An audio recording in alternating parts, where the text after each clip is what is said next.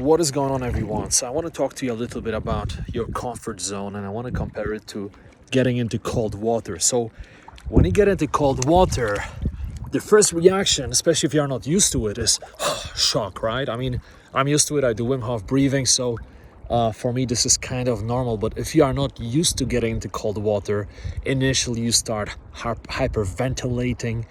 You may be shaken. You feel like you just want to jump out. That's the instinct.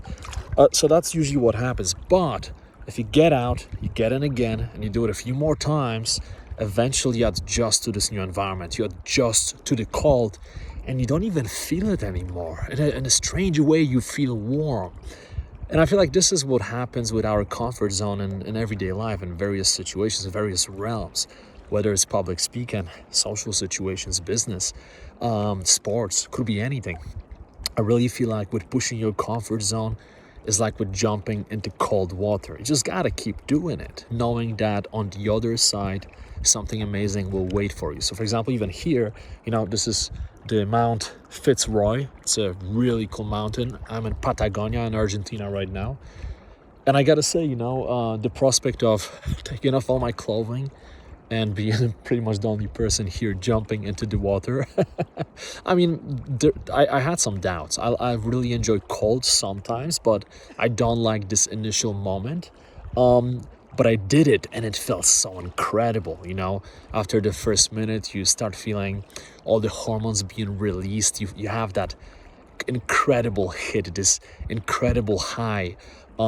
If you are a runner, you know what the runner's high is, right? This is even better. This is even more powerful. And I figured this is probably the best place to make a video about comfort zone, because I'm here in a beautiful environment. I don't have a proper camera. I don't have a proper microphone, but that's fine. Acoustics are decent.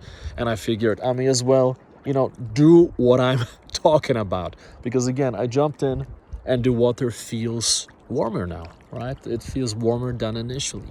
So whether it's you trying to become better at public speaking, or you embracing a new business venture, whatever else it is, I feel like it is important to understand that in order for the water to be warmer, you have to just get in there. You just have to get in there.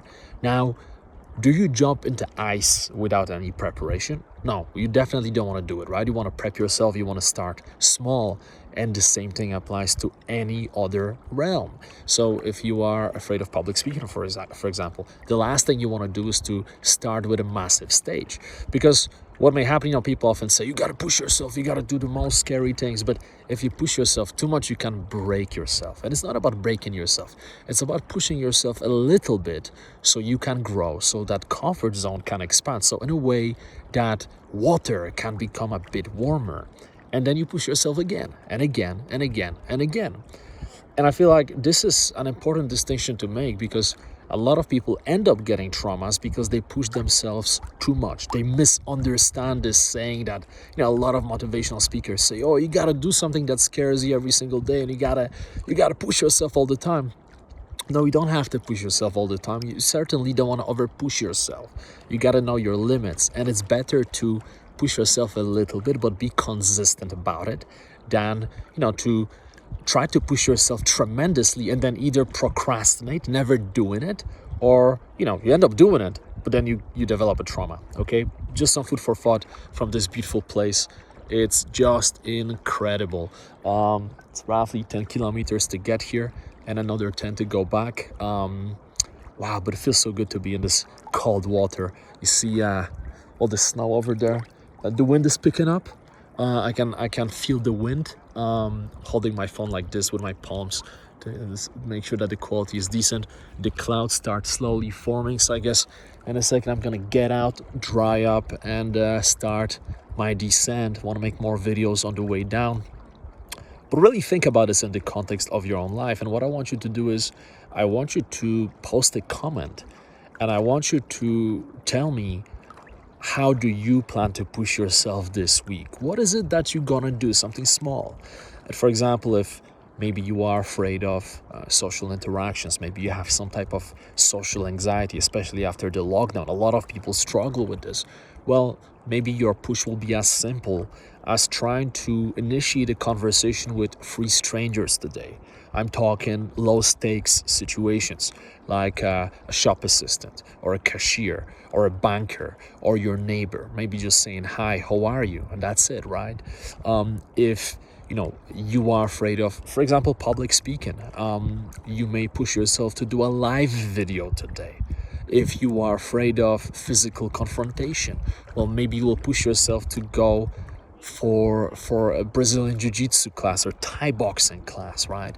So you could do anything, but the point is, I want you to think about something that you can do to push yourself, not to break yourself, but to push yourself so you can become better and so that water can become warmer for you. Because I gotta tell you, a lot of people say that the magic happens outside of your comfort zone, and I truly agree with that.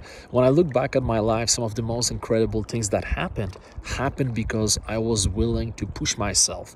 And was it easy? Of course it wasn't easy. I had situations when I really didn't feel like doing certain things, but I just ended up pushing myself, just ended up mentally slapping myself in the face and just doing it, whatever it was that I felt I should be doing. And that's where really the magic is. I remember one time I wanted to learn Spanish, so I flew to Malaga in Andalusia, and every single day and every single night I would go on the streets and I would talk to strangers. And back then I still had a bit of social anxiety, so for me that was an incredible push because every day I had to face many of my fears, right? First of all, the anxiety of being out there and talking to strangers, but also talking to strangers in a foreign language, right? But because I did it every single day and every single night, I, in a way, desensitized myself to it. It's just like with this water, right? I'm sitting here for how long? 6-7 minutes now, and it feels all right, it feels warm, and that's exactly what happened in Spain. And again, I could give you probably 20 different examples now, but I'm sure you know what I mean. So post a comment, let me know. I hope that you enjoyed this video. And I'm just gonna show you for the last time this incredible view. Have a great day.